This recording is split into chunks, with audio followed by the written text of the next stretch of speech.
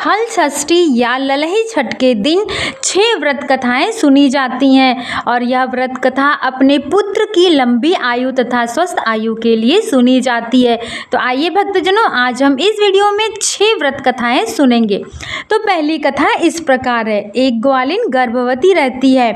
उसका प्रसव काल काफ़ी निकट होता है, लेकिन उसे अपना दूध और दही बेचना होता है। इस कारण वह घर से निकल जाती है और जैसे ही रास्ते में वह कुछ दूर पहुंचती है, उसकी प्रसव पीड़ा शुरू हो जाती है। पास ही में एक झरबैरी का वृक्ष था। वह उसी के पास गई और वहीं पे उसके बच्चे का जन्म हुआ। दूध दही बेचने के कारण उसने अपने बच्चे को वहीं पे रख दिया और गांव में जाकर के घूम घूम कर दूध बेचने लगी, जो कि गाय और भैंस का मिश्रित दूध था। और उस दिन ललही छठ का व्रत था। सभी महिलाओं को उसने बताया कि यह दूध भैंस का है और सबको दूध वह बेचने लगी। सभी महिलाओं ने दूध लिया और उसी दूध दही से पूजा किया, जिससे कि उनका व्रत भी भंग हो गया और ललही छठ माता नाराज हो गई। और इधर जो ग्वालिन अपने बच्चे को छोड़ कर गई थी, वही बगल में एक किसान खेत में हल चला रहा था, तो उसका हल उस बच्चे को लग गया और उस बच्चे की उसी दम मृत्यु हो गई। जब ग्वालिन दूध बेचकर आई झरबैरी पेड़ के पास, तो उसने देखा कि उसका जो पुत्र था वह मृत अवस्था में था। वह रोने लगी और उसे तुरंत याद आया कि मैंने गांव वालों को ठगा है, दूध बेचकर भैंस का झूठ बोलकर, इसी कारण मेरे साथ यह हुआ है। वह तुरंत गांव में गई और घूम घूम के जिसको जिसको दूध दिया था सबसे क्षमा मांगी और सब लोगों ने उसे माफ़ कर दिया और ललही छठ माता का प्रसाद दिया। फिर वह वहाँ से दौड़ी दौड़ी अपने मृत पुत्र के पास आई और वहाँ आकर उसे भी प्रसाद थोड़ा सा मुँह में चटाया और अपने भी खाई, जिसके फलस्वरूप उसका पुत्र जीवित हो गया और वह बहुत प्रसन्न हुई और ललही छठ माता से माफ़ी भी मांगने लगी। सब मिलकर बोलो ललही छठ माता की जय। अब प्रारंभ होने जा रही है दूसरी व्रत कथा। एक नगर में 2 सौतन रहती थी, एक रेवती और एक मानवती। रेवती के कोई भी पुत्र नहीं थे, लेकिन मानवती के 2 पुत्र थे, इसलिए रेवती सदैव मानवती के पुत्रों से जला करती थी। एक दिन उसने सोचा कि मैं मानवती के पुत्रों को मार दूंगी। यह सोचकर वह झूठ जाकर के बोली कि हे मानवती, नगर में मुझे एक आदमी मिला था, उसने बताया कि तुम्हारे पिता की बहुत ज़्यादा तबीयत खराब है। यह सुनकर मानवती सोची कि अब मैं जाऊं अपने पिता को देख आऊं। तो रेवती बोली, जाओ मानवती बहन, तुम अपने पिता से मिलाओ, मैं बच्चों का ध्यान रखूंगी, तुम किसी बात की परेशानी मत सहो। यह सुनकर मानवती तुरंत दौड़े भागते अपने पिता के घर चली गई और इधर रेवती को मौका मिल गया पुत्रों को मारने के लिए। उसने दोनों पुत्रों को हाथ पकड़ के जंगल में ले जाकर के मारकर फेंक दिया। और उधर जब मानवती अपने पिता के घर पहुंची तो देखा कि उसके पिता तो बिल्कुल ठीक थे। तो मानवती ने सब कुछ बताया कि पिता, मुझे रेवती ने ऐसा ऐसा बोला था, तो मैं जा रही हूँ घर, मुझे कुछ ठीक नहीं लग रहा है। तो मानवती की माँ ने बोला, पुत्री, आज ललही छठ की पूजा है, तू ऐसा कर कि अपने पुत्रों की लंबी आयु के लिए यह व्रत रख ले और आज पूजा करके कल तू प्रसाद लेकर अपने घर को चली जाना। तो मानवती मान गई। फिर उसने अगले दिन व्रत रखा और पूजा पाठ करके अपने घर जब जाने लगी तो देखा कि उसके दोनों पुत्र जंगल में खेल रहे थे। तो वो अपने पुत्रों के पास गई और बोली, बेटा, तुम यहाँ पर कैसे आ गए? मैंने तो तुम्हें घर पे रख कर आया था। तब उन्होंने बताया कि जैसे ही आप चली गई वहाँ से, उसके बाद रेवती छोटी माँ ने हम लोगों को यहाँ लेकर के आया और मार के फेंक दिया, लेकिन तभी एक दिव्य दृष्टि वाली स्त्री आई और हमें ठीक कर दिया और इसीलिए हम यहाँ पर खेल रहे हैं। यह सुनकर तुरंत मानवती समझ गई कि वह दिव्य दृष्टि वाली स्त्री जो थी वह ललही छठ माता थी। तो तभी वह जयकारा लगाते हुए अपने बच्चों को लेकर के गांव में आ गई और जयकारा लगाने लगी और सभी को बताने लगी कि ललही छठ माता की क्या विशेष कृपा क्या क्या होती है। इस प्रकार यह कहानी भी संपन्न हुई। तो बोलिए ललही छठ माता की जय। अब भक्तजनों सुनते हैं तीसरी व्रत कथा। एक नगर में चंद्रवली नामक एक राजा राज्य करता था। वह बड़ा ही प्रतापी और दानी था। उसने कई पोखरे तालाब खुदवाए थे, लेकिन उसमें पानी कभी भी नहीं रहता था। कई व्यापारी आते जाते राजा को कोसते थे, गालियां देते थे, श्राप देते थे कि यह कैसा राजा है, इसके राज्य में पीने को एक बूंद भी पानी नहीं है। कहीं कहीं से सुनते सुनते यह बातें राजा को भी पता चली और राजा परेशान होने लगा कि अब मैं क्या करूं। एक रात्रि में राजा को स्वप्न आया कि हे राजन, तुम एक तालाब में अपने पुत्र की बलि दे दो तो तुम्हारे तालाब, नदी, पोखरे में पानी सब जगह भर जाएगा।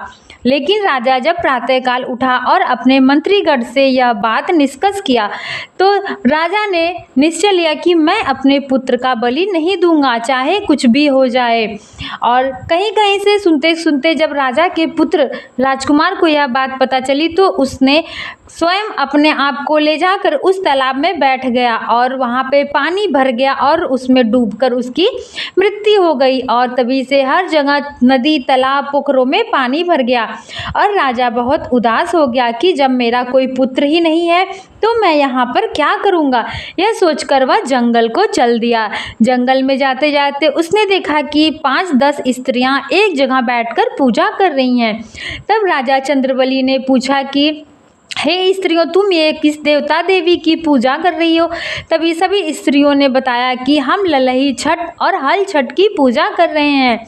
तो राजा ने व्रत की विधि पूछी और स्त्रियों ने व्रत की विधि भी बता दी। तब राजा वहां से लौट आया अपने नगर को और अपनी रानी के साथ इस व्रत का भी पालन किया और व्रत रखा, विधिवत पूजा की। इस व्रत और पूजन के प्रताप से राजा का बेटा राजकुमार तुरंत नदी में से तैरता हुआ उनके पास आ गया और अच्छा खासा आके खड़ा हो गया।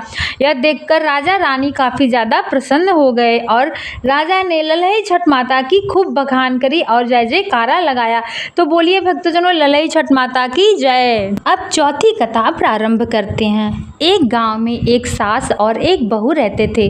वो अत्यंत गरीब थे। ललही छठ का दिन था और पूजा के लिए भी उनके पास पैसे नहीं थे कि वो पूजा की सामग्री मंगा सके। तब सास ने कहा कि बहू, तू दही ले जा और गांव में बेच आ, जिससे कुछ पैसे मिल जाएंगे और हम लोग ललही छठ माता की पूजा कर लेंगे।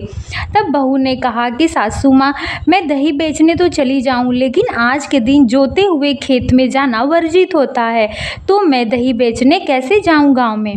तब सासू माँ ने कहा कि बहू, तू पगडंडियों और मेड़ियों से होते हुए गांव में जाना और वैसे ही दही बेचकर आ जाना। एक मंडी पे बैठकर तुम दही ले लो चिल्लाना, तो गांव के सारे लोग आ जाएंगे तुझसे दही लेने। बहू ने ऐसा ही किया। वह दही की मटकी उठाई और चल दी और पगडंडियों द्वारा जाते जाते कुछ दूर जाने पर वह मेड़ियों पर ही बैठ गई और वहीं से आवाज़ देने लगी कि दही ले लो। तो गांव के कुछ लोग आए और उससे दही ले लिए। तो उससे उसे कुछ पैसे मिल गए और जब वह घर वापस के लिए उठी और लौटने लगी तब वह किसी कारणवश अपना रास्ता भूल गई, क्योंकि उस दिन जोते हुए खेत में जाना नहीं होता है और वह पगडंडियों द्वारा गई थी, इसलिए वह रास्ता भटक गई और एक नदी के किनारे बैठकर रोने लगी कि अब मैं घर कैसे जाऊंगी और मेरी पूजा कैसे होगी। तभी उस नदी में से एक दिव्य स्त्री आई और बोली, तुम बेटा क्यों रो रही हो। तब उस बहू ने सारी वितरान सुनाई और रो के चिल्लाने लगी कि आज ललही छठ माता की पूजा है, मैं कैसे करूँगी। तब उस बूढ़ी औरत ने उसे कहा कि तुम अपनी आंखें थोड़े देर के लिए बंद कर लो।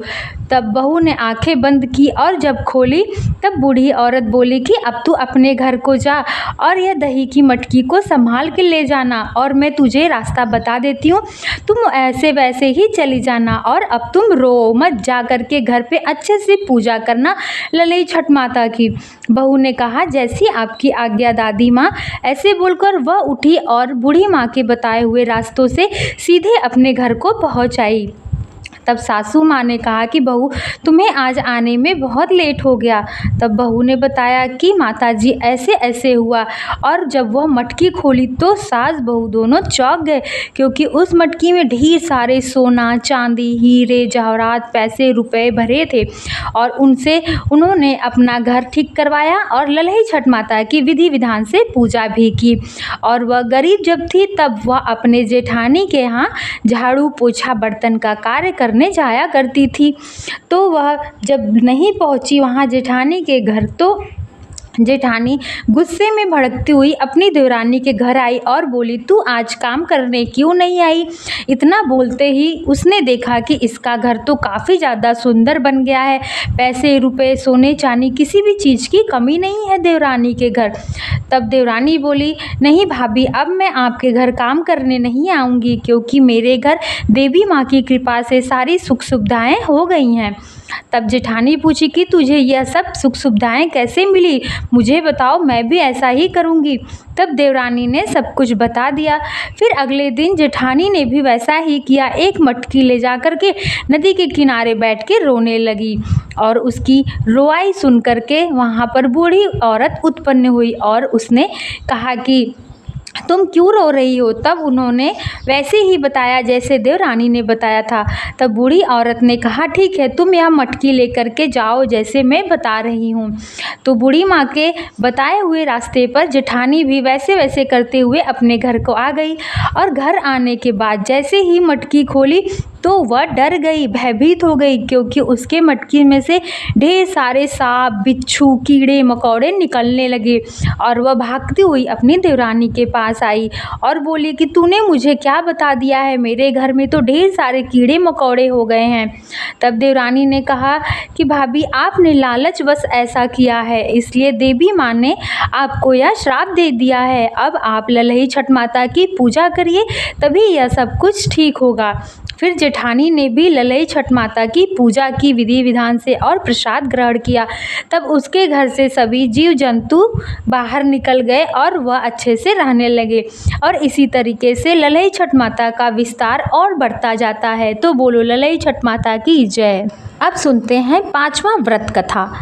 इस कथा में क्या होता है कि एक गांव में 2 देवरानी और जेठानी रहते थे। एक का नाम तारा और एक का नाम विद्या था। एक बार तारा और विद्या दोनों ने ही अपने घर पर खीर बनाई। खीर को ठंडा होने के लिए वही छोड़कर वो दोनों भीतर चली गईं। कुछ देर बाद उन्होंने देखा कि 2 कुत्ते आकर दोनों के खीर खा रहे हैं। तो खीर जूठा हो गया, इस कारण विद्या ने कुत्ते के सामने खीर पलट दिया और तारा ने देखा कि उसका खीर कुत्ते ने जूठा कर दिया। इस कारण तारा ने कुत्ते को घर में बंद कर कर खूब मारा। बाद में वह कुत्ता भाग गया। फिर जब आपस में दोनों कुत्ते मिले थोड़ी देर बाद, तो उन्होंने आपस में वार्तालाप किया और पूछा कि तुम्हारे साथ क्या हुआ। तब एक कुत्ते ने कहा कि विद्या तो बहुत अच्छी थी, बचा हुआ खीर भी मुझे दे दी खाने के लिए। काश मैं अगले जन्म में उसका पुत्र पैदा हूँ और उसकी मैं खूब सेवा करूँ। और दूसरा कुत्ता बोला, लेकिन तारा तो बहुत खराब थी, उसने मुझे खीर खाने के कारण बहुत मारा। काश मैं भी उसका पुत्र बनूं और उससे मैं पश्चाताप करवाऊं। इतना बोला और उस दिन ललही छठ का दिन था। इतना बोलते ही दोनों कुत्ते वहीं पे मर गए। बाद में समय व्यतीत हुआ। कुछ दिन बाद तारा और विद्या दोनों को सुंदर पुत्र पैदा हुए। विद्या का पुत्र अति गुणवान था, सुंदर था और दीर्घ आयु था। लेकिन तारा का पुत्र कुछ दिनों बाद ही मर गया और तारा के ऐसे कर कर के 5-6 पुत्र पैदा हुए और वो ललही छठ वाले दिन ही मर जाते थे। इससे तारा बहुत परेशान हुई। एक रात्रि में तारा को सपना आया। उसी कुत्ते ने दिया कि तुम ललही छठ माता की पूजा करो, तभी तुम्हें दीर्घ आयु पुत्र की प्राप्ति होगी। मैं वही कुत्ता हूँ जिसने तुमने जिसको मारा है, इसी कारण तुम्हारे साथ ऐसा हो रहा है। प्रातःकाल उठी तारा तो विद्या से सारी बातें बताई और विद्या दोनों मिलकर ललही छठ माता की पूजा की विधि विधान से और व्रत रखी। तब ललही छठ माता के आशीर्वाद स्वरूप तारा को भी दीर्घ आयु पुत्र की प्राप्ति हुई, जिससे तारा अति प्रसन्न हुई और माँ षष्ठी षष्ठी की गुणगान गाने लगी। तो बोलो षष्ठी माता की जय। अब सुनते हैं छठा कथा। एक नगर में एक साहूकार रहता था। उसके 5 पुत्र हुए लेकिन 5 मर गए। इससे साहूकार और साहूकार की पत्नी बहुत दुखी हुए। वो दोनों आत्मदाह के कारण जंगल में जाने लगे। कुछ दूर चलने पे उन्हें एक साधु मिले। साधु ने कहा, तुम दोनों बहुत परेशान नज़र आ रहे हो। तब उस व्यापारी ने कहा कि हाँ साधु महाराज, मैं बहुत परेशान हूँ। मुझे 5 पुत्र हुए लेकिन 5 मर गए। कोई भी दीर्घ आयु नहीं हुआ। इसलिए हम दोनों आत्मदाह करने जा रहे हैं क्योंकि हम दोनों बहुत दुखी हैं। इस पर साधु महाराज ने ध्यान लगाया और देखा कि मरे हुए 5 पुत्र कहाँ हैं। तो उन्होंने देखा कि ब्रह्मलोक में है। तो ब्रह्मलोक गए वह साधु महाराज और 5 पुत्रों से बोले कि तुम्हारे माता पिता जमीन पर, पृथ्वी पर बहुत परेशान हैं। तुम वहाँ जाओ और देखो कि वो दोनों क्यों परेशान है। तुम उनके दीर्घ आयु पुत्र बनकर उनके साथ रहो। लेकिन वो 5 पुत्र उसके लिए तैयार नहीं थे। तो उसने साधु महाराज ने पूछा कि ठीक है, तुम लोग मत जाओ, लेकिन कोई ऐसा उपाय बताओ जिससे उनका छठा पुत्र दीर्घ आयु हो। तब उन्होंने कहा कि हर साल षष्ठी माता की व्रत आती है। आप जाकर व्यापारियों से बोल दीजिए कि वो षष्ठी के दिन व्रत रखा करे और विधि विधान से पूजा करे। तत्पश्चात उनको भी दीर्घ आयु पुत्र की प्राप्ति होगी। तब साधु महाराज आए और व्यापारी से ऐसा ही कहा कि तुम जा कर के घर साल भर में एक बार षष्ठी माता की पूजा अवश्य किया करो, तब तुम्हें भी दीर्घ आयु पुत्र की प्राप्ति होगी। तब व्यापारी और उसकी पत्नी दोनों अपने नगर को चले आए और समय व्यतीत होने पर ललही छठ का दिन आया और दोनों पति पत्नी ने एक साथ व्रत रखा और विधि विधान से पूजा की। तत्पश्चात ललही छठ माता के आशीर्वाद से उनको भी संतान सुख की प्राप्ति हुई और उनका भी संतान दीर्घ आयु होने लगा। इस कारण व्यापारी और रानी बहुत खुश हुए और ललही छठ माता का गुणगान पूरे संसार भर में करने लगे। इस प्रकार जो भी 6 कथा सुनता है और ललही छठ माता का व्रत रखता है, ललही छठ माता उनके पुत्र को हमेशा दीर्घ आयु तथा स्वस्थ आयु प्रदान करती हैं। इस बार कथा सुनने के बाद जयकारा लगाते हुए जाना चाहिए। बोलिए ललही छठ माता की जय।